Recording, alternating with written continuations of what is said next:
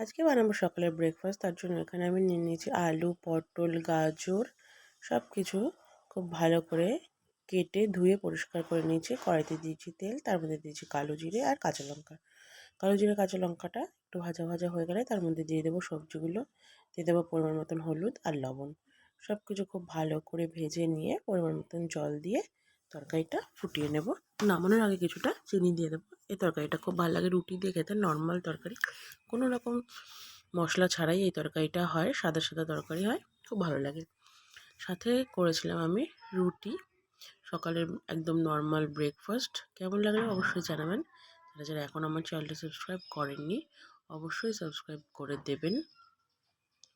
নমস্কার সবাইকে, পাশে থাকার জন্য অনেক ধন্যবাদ সবাইকে। আর সবাই খুব ভালো থাকবেন। দেখা হচ্ছে সবার সাথে আবার নেক্সট ব্লগে। ধন্যবাদ সবাইকে।